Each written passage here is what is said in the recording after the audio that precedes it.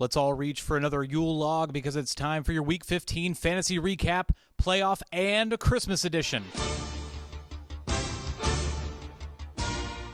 We go first to the consolation semifinal game between Kent and Jesse.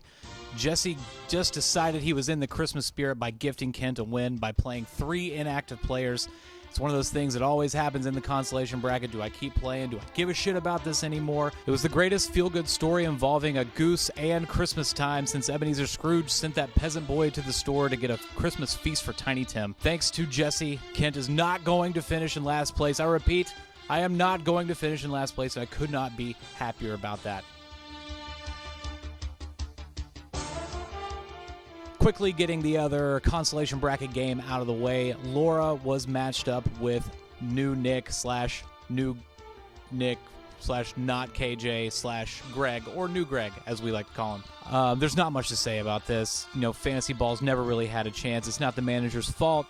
Greg inherited a mess, and honestly, his performance in this league was commendable. He was able to string together a couple wins there.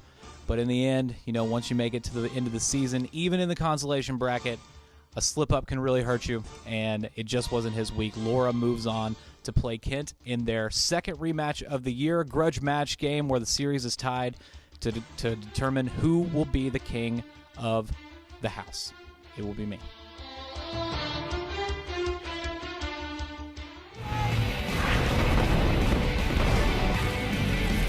We have one more game that is mostly meaningless unless you care about the season-end rankings. There was a battle for 5th place.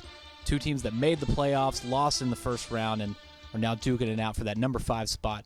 It's John and Jen, and I feel bad for John's team. I really do. But it's been a tale of 2 teams for John to keep with the Dickensian theme in this one. Unfortunately, by the time the playoffs rolled around, it was the have-nots instead of the haves, and Jen was just too much for him in this game. Jen put up some really solid numbers and probably wished that she could have her quarterfinal matchup back because she is this week's high scorer.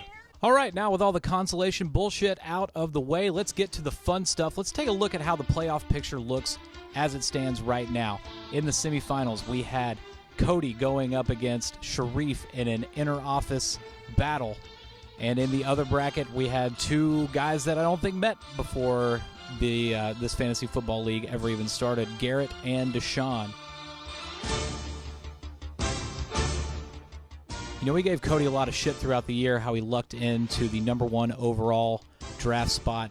But ultimately, that became his undoing because throughout the year, we always thought that Run CMC was going to make a return at some point, and it just never worked out. Although he had some luck playing against some teams that weren't scoring a lot of points in weeks that he was matched up against them.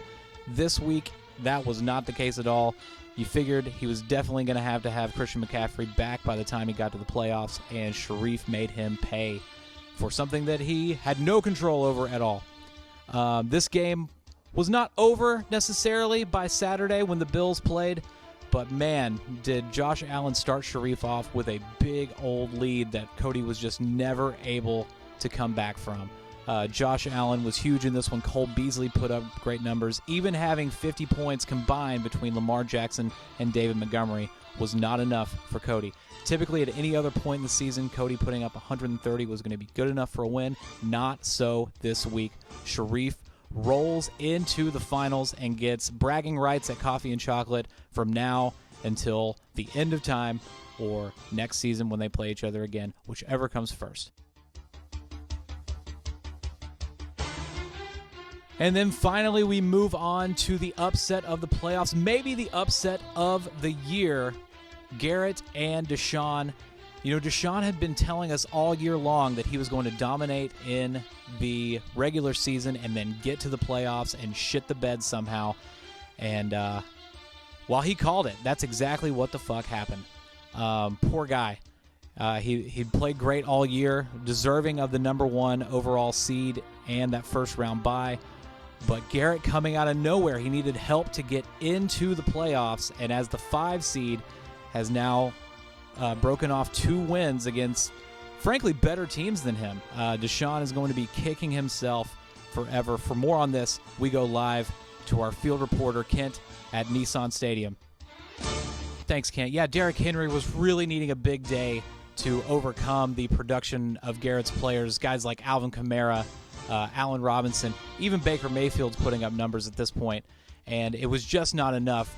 And Deshaun really has Ryan Tannehill to thank more than anybody else for his ultimate demise. Anytime the ball got around the goal line, rather than handing off to King Henry, Tannehill was keeping it himself and running in for touchdowns. He was throwing anywhere near the goal line. Derrick Henry's production in terms of yards carried was pretty good. Good enough to where you think you should win when he would get his normal 2, 3, maybe even 4 touchdowns, but that was just not the case today.